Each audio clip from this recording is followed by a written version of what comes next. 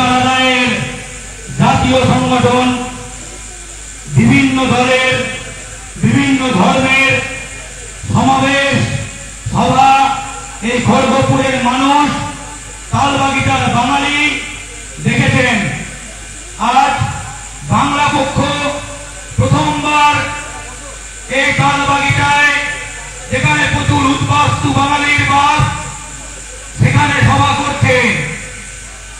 খড়গপুরে এই তালবাগিচা অঞ্চলে আমি আগে কোনোদিন আসিনি। হয়তো আমি বয়সে আপনাদের থেকে অনেকের থেকে ছোট যারা দেখছেন হয়তো ভাবছেন ছেলেরা কি বলবে। আমি বলবো একটুখানি ধৈর্য ধরে কয়েকটা মিনিট শুনুন। ঠিক বলছি না ভুল বলছি বাঙালি হিসাবে উপলব্ধি করুন, এবং ভুল বললে আপনার ভাই হিসাবে এসে ধরিয়ে দিন। আমি যাদবপুরে মেকানিক্যাল পাস করার পর আমি একটা অন্য কোম্পানিতে চাকরি করতাম। আমার বন্ধু, আমার সবথেকে কাছের বন্ধু রশ্মি মেকানিক্সে মেকানিক্যাল ইঞ্জিনিয়ার হিসেবে চাকরি করে। তখনই খড়গপুর সম্পর্কে আমার প্রথম জানা, প্রথম চেনা। ওর কাছ থেকে শুনতাম যে ফ্যাক্টরিতে হিন্দি ভাষীতে ভরে গেছে, সব বিহারি উপের লোক, বাঙালি তেমন নেই। তারপর 2016 পর 17-18 শুনতাম ধর্ম নিয়ে হিন্দু মুসলমান টেনশন খড়গপুরে বাড়ছে। কাদের মধ্যে বাড়ছে? দুই গোষ্ঠী বহিরাগত, হিন্দি এবং উর্দু। তারপর বাংলা পক্ষ শুরু হলো। কি শুনলাম? সরিতার ঝা 12 নম্বর ওয়ার্ডের কাউন্সিলর একটা পুকুরে বাঙালিকে দুর্গাপুজোর বিসর্জন করতে দেয়নি। বলেছিল ওই পুকুরে শুধুমাত্র ছট হবে, কোন দুর্গা ঠাকুরের বিসর্জন হবে না। ভাবুন, একটুখানি ভাবুন, বিহারে এমন কোন পুকুর সম্ভব যেখানে বাঙালি বলবে যে এখানে কোনো ছট হবে না, দুর্গাপুজোর বিসর্জন হবে, কোনো ছট করতে দেবো না? কেউ স্বপ্নে কল্পনাও করতে পারবে না। বিহারে দুর্গাপুজোর বিসর্জনে 2 বছর আগে শোভাযাত্রায় বিহার পুলিশ গুলি চালিয়ে আমাদের 4 ভাইকে ঠান্ডা করে দিয়েছিল, আপনারা খবরে দেখেছেন। আর এই খড়গপুরের মাটিতে, মেদিনীপুরের মাটিতে, বাঙালির বিপ্লবের মাটিতে একজন কাউন্সিলর, যেখানে বহিরাগত কাউন্সিলর হয়, বাঙালি অন্য রাজ্যে কোথাও কাউন্সিলর হতে পারে না। বিহারে অজিত সরকার এমএলএ হয়েছিল, তাকে পাপ্পু যাদবের পায়নি, গুলিতে ঠান্ডা করে দিয়েছিল। ঠিক বলছি কিনা? আর সরিতা ঝামার দেওয়ানি, কুমার সিংরা খড়গপুর দাপিয়ে বেড়ায়, কলকাতা, হাওড়া, শিলিগুড়ি দাপিয়ে বেড়ায়, এখানে কাউন্সিলর হয়ে বলে এখানে দুর্গাপুজোর বিসর্জন হবে না, এই পুকুরে শুধুমাত্র ছট হবে। ভাবা যায় খড়গপুর কোথায় গিয়ে দাঁড়িয়েছে? যতদিন পেপারে কোন খুনের ঘটনা শুনি, কোন রেপের ঘটনা শুনি, কোন বাঙালির নাম আসে না। ধর্মে হিন্দু হোক বা মুসলমান, সব গুন্ডা কেন, মাফিয়া কেন, বহিরাগত। আপনারা খড়গপুরের বাঙালি আমার থেকে অনেক বেশি করে জানেন এখানে বাঙালি গুটিয়ে থাকে ভয়ে। কেন একজন ক্রিমিনাল, কেন সব বহিরাগত? কেন ক্রিমিনাল বহিরাগত থেকে আসছে? কেন ক্রিমিনাল ইউপি থেকে আসছে? কেন ক্রিমিনাল ঝাড়খণ্ড থেকে আসছে? প্রশ্ন করুন। কদিন আগে একজন সোনার দোকানে বিরাট বড় ডাকাতি হলো। দেখেন খড়গপুরের পুলিশ, মেদিনীপুরের পুলিশ 4 ঘন্টার মধ্যে ধাওয়া করে যখন তাদের ধানক্ষেত্র ঘর থেকে ধরলো, তারা কোন রাজ্যের ছিল? বাংলার ছিল না, তারা ছিল অন্য রাজ্যের, বিহার, ঝাড়খণ্ডে। আমি পুলিশ আধিকারিকদের সঙ্গে কথা বলি, তখন তারা বলেছিল রেলের যে পরিত্যক্ত কোয়ার্টারগুলো আছে সেখানে সব বহিরাগত ভরে যাচ্ছে, আসছে বিহার, ইউপি থেকে রেলের কোয়ার্টার দখল করছে, এবং এখানে ডাকাতি, চুরি, ছিনতাই, গুন্ডামি এবং দ্বিতীয় এবং 2 নম্বরই কাজ করছে। প্রচুর মাইক লাগানো আছে এই তালবাগিচা অঞ্চলে। বাংলা পক্ষের সামর্থ্য অনুযায়ী আমাদের কোনো কর্পোরেট ফান্ডিং নেই, আমাদের কোনো কালো টাকা নেই। আমাদের ডক্টর আব্দুল লতিফ, আমাদের সহযোদ্ধারা, সন্দীপরা, শঙ্কর দাদা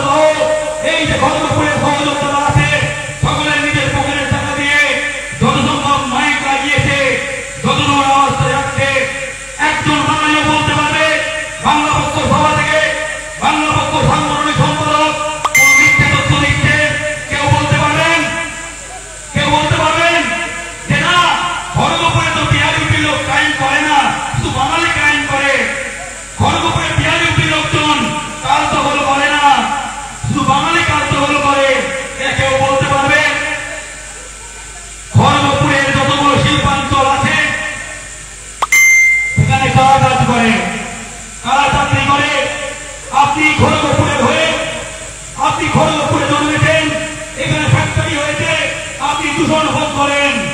আপনার ছেলে মেয়ে কাজ না পেয়ে কেরালায় যায়, আপনার ছেলে মেয়ে করমণ্ডল এক্সপ্রেসে দুর্ঘটনার সময় ছিন্ন ভিন্ন দেহ বাড়িতে ফেরত আসে, যেতেও চিনতে পারবেন না।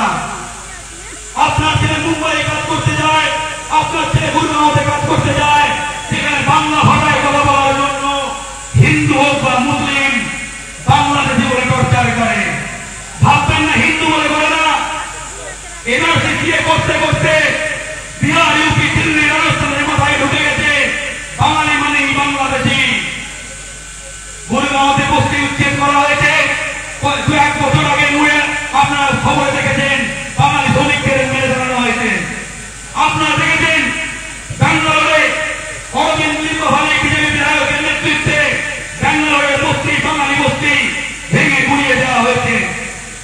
আপনারা দেখেছেন নয়ডা সহ বিভিন্ন অঞ্চলে বাঙালি মাছ খায় বলে বাঙালির উপর অত্যাচার করা হয়েছে, বাঙালির মাছ বাজার ভেঙে দেওয়া হয়েছে। আরে খড়গপুরের মাটিতে যেখানে শিল্প আছে, যেখানে আমরা শিল্পের ধোঁয়া খাই, যেখানে ছাই খাই, সেখানে আপনার ছেলে মেয়ে দূর থেকে ফ্যাক্টরি চিমনি দেখে আর কাজ চাকরি ব্যবসা করে লাখ লাখ টাকা ইনকাম করে বিহার, ইউপি, ঝাড়খণ্ডের লোকজন। কেন সবঙ্গের বাঙালিকে দিতে হবে, চন্দ্রকোনার বাঙালিকে দিতে হবে?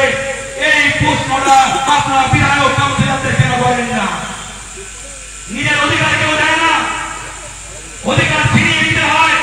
আমাদের ভোটের মূল্য আছে, আমরা খালি ভোট দিয়ে কি বোতাম টিপতে দেব? আমরা বোতাম টিপে যেতে পারি। খড়গপুরের মাটিতে যদি 2 লাখ কাজ থাকে, 2 লাখের 90% মানে 1,80,000 চাকরি মেদিনীপুর হোক, পূর্ব মেদিনীপুর হোক, বাঁকুড়া হোক, পুরুলিয়া হোক, হুগলি হোক, বাংলার ভূমিপুত্রদের দিতে হবে। বিহারিকে খাওয়ানোর জন্য খড়গপুরে শিল্প তৈরি হয়নি। যদি বিহারিকে খাওয়ানোর জন্য তৈরি হতো তাহলে বিহার শিল্প হতো। খড়গপুরে শিল্প রেখে এখানকার উন্নয়নের জন্য, এখানকার উন্নয়ন না হলে ওই শিল্প নিয়ে আমরা কি করবো?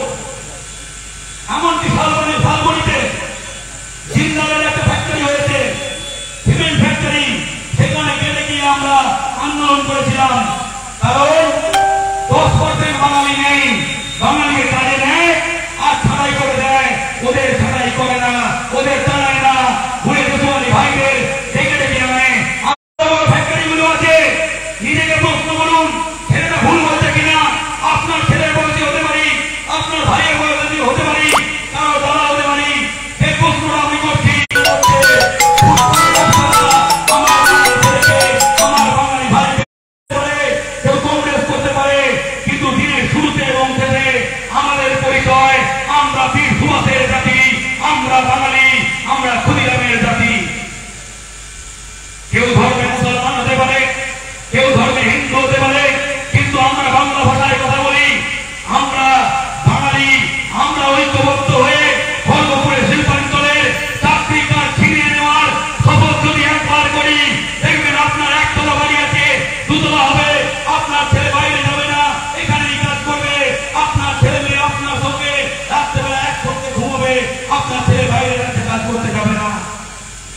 তাই নিজের স্বার্থে এখন, অন্যের স্বার্থে নয়, নিজের স্বার্থে এখন, নিজের ভালোর জন্য এখন, নিজের ভবিষ্যৎ প্রজন্মের জন্য এখন, এবং এক হয়ে বলুন আমরা ধর্ম নির্বিশেষে বাঙালি হয়ে বাঙালি অধিকার বুঝে নেব। খড়গপুরে কোন ভাইয়েরা রাজত্ব চলবে না, বাঙালি যারা রাজত্ব করবে। এই শপথ বাঙালিকে করতে হবে। বাংলা পক্ষ সেই আন্দোলনের ডাক দিচ্ছে, সেই সংগ্রামের ডাক দিচ্ছে। খড়গপুরে কোন ভাইয়া রাজত্ব না, কোন বহিরাগত রাজ্যের রাজত্ব না, এখানে বাঙালি দাদাদের রাজত্ব চলবে। সেই জন্য বাঙালিকে এক হতে হবে। বাংলা পক্ষ বাংলা ভাষার অধিকারের স্বার্থে লড়াই করছে। প্রতিটা স্কুল যত আছে, অন্য রাজ্যে যেমন মহারাষ্ট্রে মারাঠি বাধ্যতামূলক, কর্ণাটকে কন্নড় বাধ্যতামূলক, তামিলনাড়ুতে তামিল বাধ্যতামূলক, বিহারে হিন্দি বাধ্যতামূলক, ইউপিতে হিন্দি বাধ্যতামূলক, তেমনি বাংলার প্রতিটা স্কুলে যে কোনো বোর্ডেরই হোক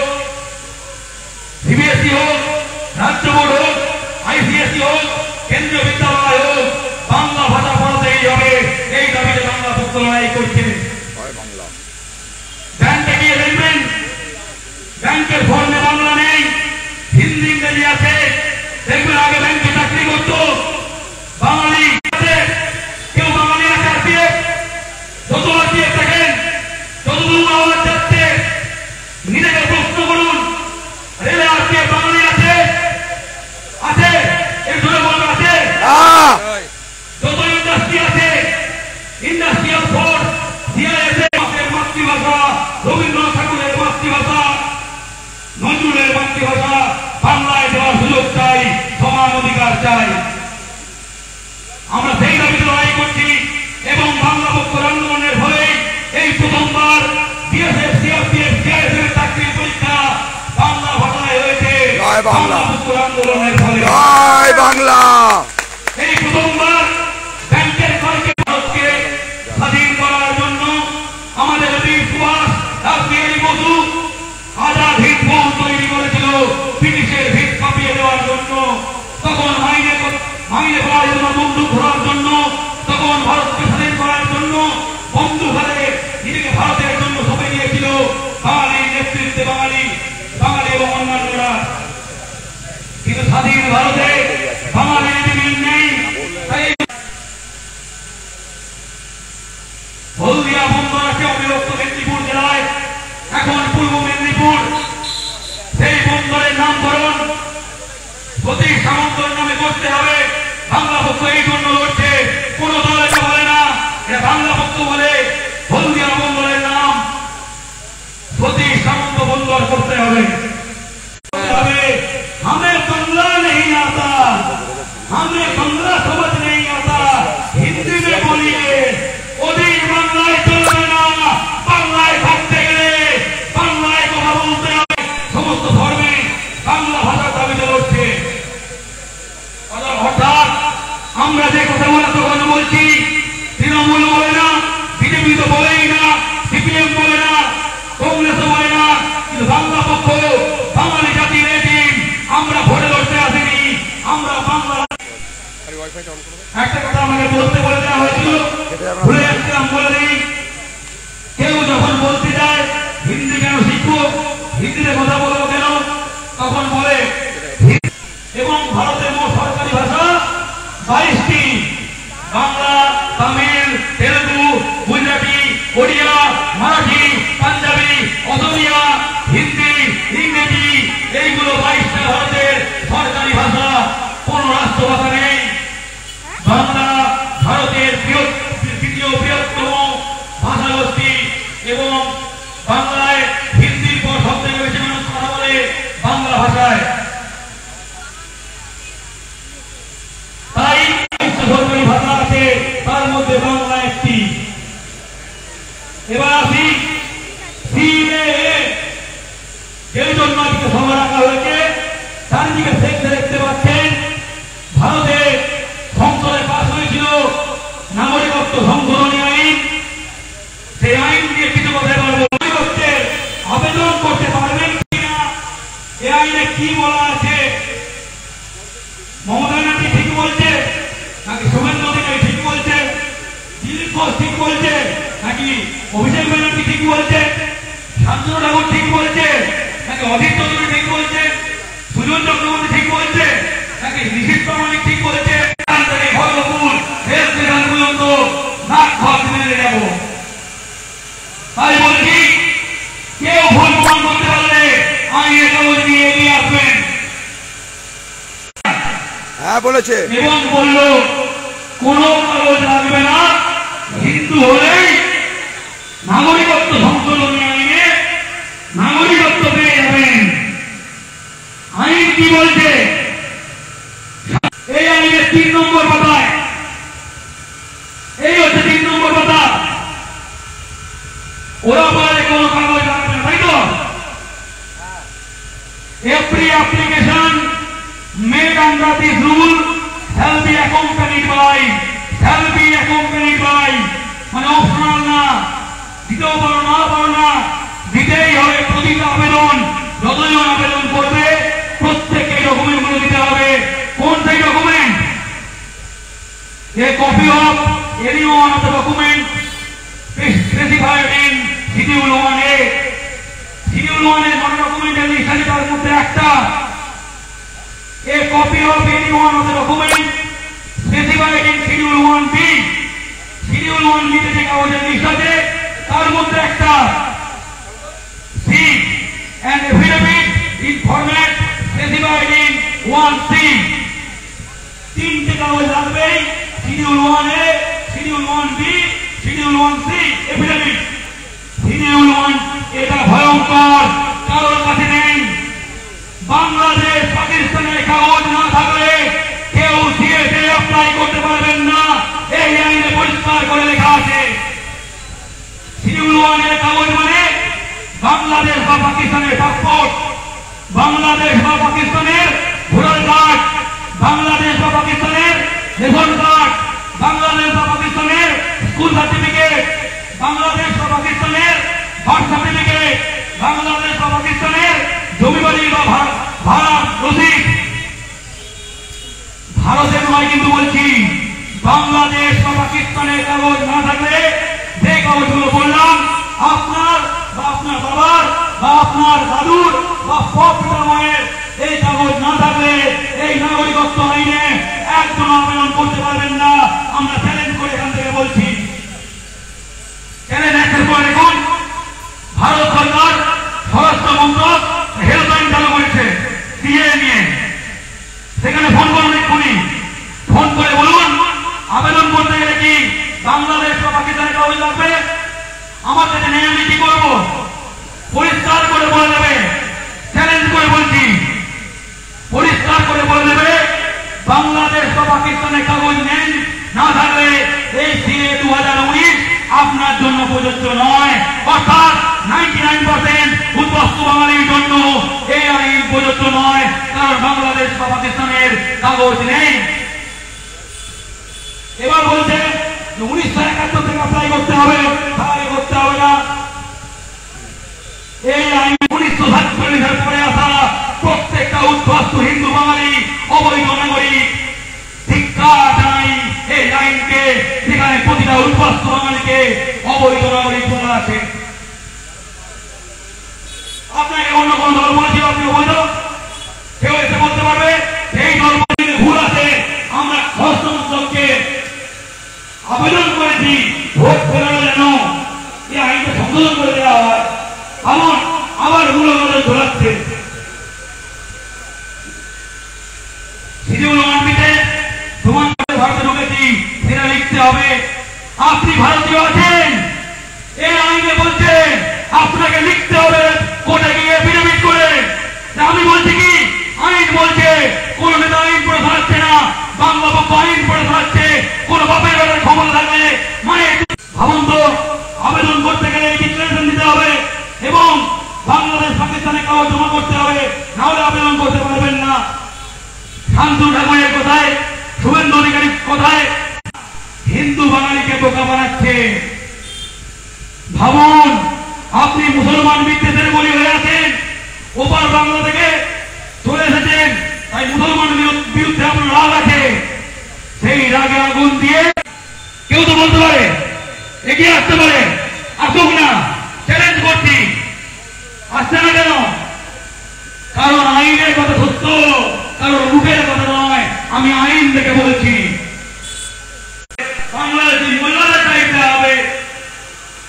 মাননীয় নরেন্দ্র মোদী আসামে ফিল করে দাঁড়িয়ে বলেছিল, ভিডিওটা গোপনে সার্চ করলে পেয়ে যাবে, বিজেপি ক্ষমতা এলে ডিটেনশন ক্যাম্প ভেঙে ঘুরিয়ে দেব। আর 2020 সালে রানাঘাটের মতো, জলপাইগুড়ির মতো, বারাসাতের মতো যে আমরা হিন্দু, বিজেপি আমাদের কাটিয়ে দেবে, মুসলমানদের দায়িত্ব দেবে। মুসলমানের যত মাস হয়েছে তার থেকে 5 গুণ বেশি মাস হয়েছে হিন্দু বাঙালি। 12 লাখ হিন্দু বাঙালির নাম বাদ গেছে। ডিটেনশন ক্যাম্প প্রচার করেছিল। দুঃখের কথা, খুব কষ্টের কথা, 2020 সালে সেই নিবাস সরকার, হনুমান সাথে নিবাস সরকার, এনআরসি দাবি করছে নিবাস সরকার, মুসলমান, শম্ভুনাথ মুসলমান, দীপক দেবনাথ মুসলমান, উমায়নী মুখোপাধ্যায় কুলটি না চিত্তরঞ্জনের বাড়ি মুসলমান, আর কয়েকদিন আগে এবং ভাগ্য কোন বহিরাগত বাঙালি নাগরিকত্ব করতে পারবে না। গতকাল লজ্জার কথা, নরেন্দ্র মোদী